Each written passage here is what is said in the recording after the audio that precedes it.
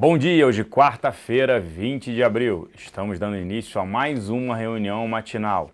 Por aqui, o IPCA 15, de abril, veio acima das expectativas. Desemprego voltando a atingir 2 dígitos, como o esperado.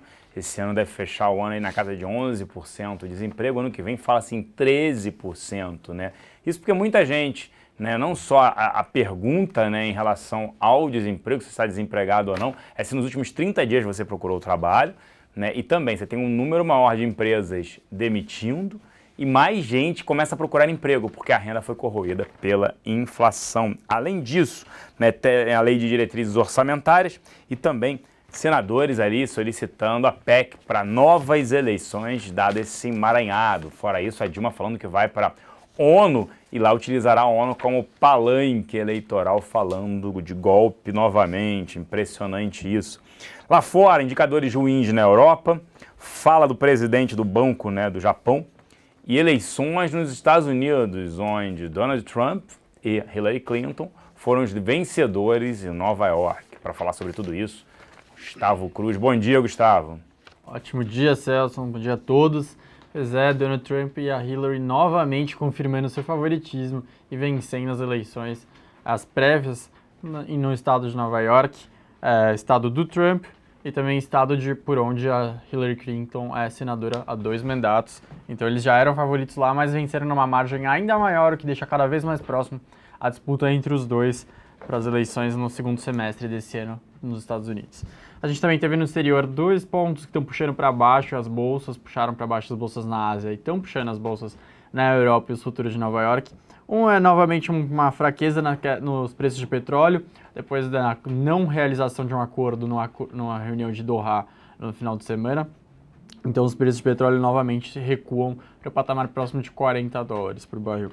E também a gente teve alguns indicadores fracos na Europa hoje pela manhã. A gente teve desemprego no Reino Unido, ele avançando, ele foi a primeira alta em 1 ano. A taxa de desemprego então ficou em 5,1%, mas o número de desempregados aumentou 21 mil.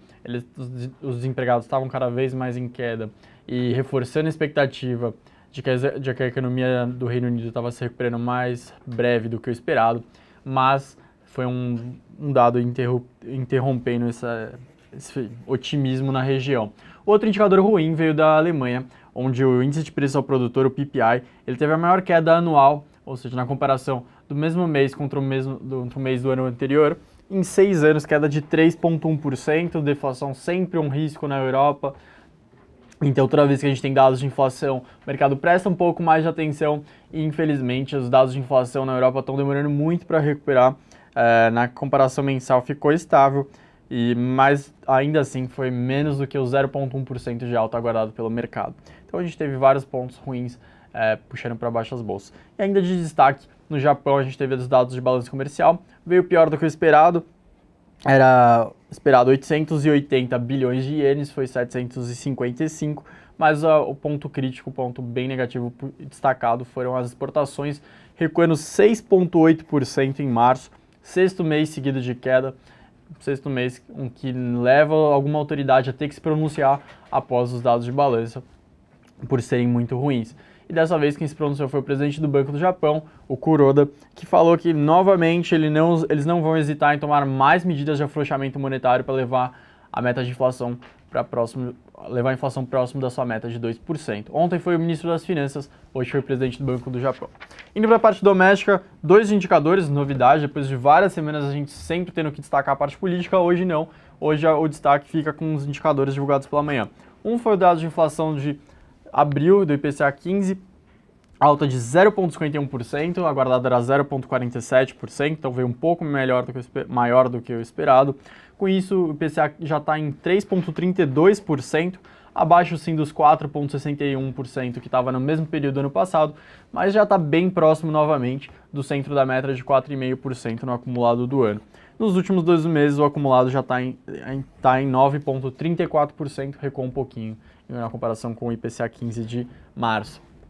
O destaque dentro do que puxou para cima foram a alimentação e bebidas e também a parte de saúde e cuidados pessoais, porque todo ano, em abril, é um mês onde tem reajuste de preços de remédio, reajuste de preços de plano de saúde. Então não é surpresa com que A parte de remédio tenha sido um dos pontos que mais puxou para cima a inflação nesse mês. Remédios avançaram 2,64% no mês de abril, nesse IPCA 15 de abril. E na outro indicador de destaque da manhã, a taxa de desemprego, agora a PNAD contínua assume o protagonismo como a principal taxa de desemprego a ser acompanhada. Pesquisa mensal de emprego, a PMF, fica para escanteio agora. E a PNAD contínua com média trimestral encerrado em fevereiro, ainda está atrasada. Ela passou já dos 2 dígitos, então foi para 10,2%, estava em 9% no último indicador apresentado, e deve continuar caminhando, avançando até cerca de 12% ao longo do ano. As estimativas do mercado são em torno disso. Os destaques dentro do indicador foram que a população desocupada cresceu 13,8%, ou seja, mais 1,3 milhão de pessoas estão desocupadas, estão desempregadas, e a população ocupada recuou 1,1%, 1 milhão de pessoas. Agora, antes de devolver para o Celso, só destaque que, em meio a todo o caos político, a equipe econômica tenta levar para o projeto de lei que altera a LDO para ser votada no Congresso, mas o próprio presidente da Câmara, o Eduardo Cunha, falou que com essas condições políticas atuais, a chance do Congresso votar essa revisão é bem nula, que eles têm que aguardar um pouco, mas de qualquer forma, quanto mais demorar para levar essa votação, maior o risco da máquina administrativa entrar num shutdown, uma espécie de desligamento total das despesas. Agora sim, é com o Celso, a gente se vê logo mais aqui na Infomoney para o XP Connect. Com você, Celso. Obrigado, Gustavo. O fluxo aqui na casa ontem, os locais terminaram o dia net comprados em 52 milhões de reais. Destaques na compra para CSN, CETIP, Itaúsa, Ambev e Vale 3. Na venda, Fibra, Petro 3 e MRV. Nas duas pontas, Vale 5, Petro 4, Bradesco e Itaú. Os estrangeiros terminaram o dia net comprados em 87 milhões de reais. Destaques para Banco do Brasil, Ultrapar, Ambev, Estácio e BVMF. Destaques na venda para BB Seguridade, Brasil Foods. Nas duas pontas, JBS, Petro 4 e Santander. Petrobras, mudanças na remuneração, isso vai dar o que falar. A empresa não quer pagar agora participação nos lucros só pelo crescimento de produção, é o que está certo.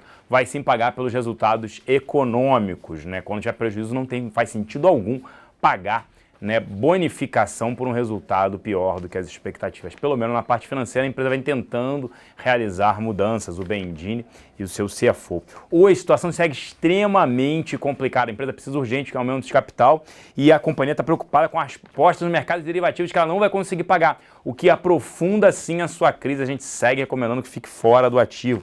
Siderúrgicas, os Minas farão um novo reajuste de aço a partir de março. Já fizeram em abril e agora outro em maio, o que vem ajudando sim o setor no mercado doméstico, CSN, no caso Usiminas.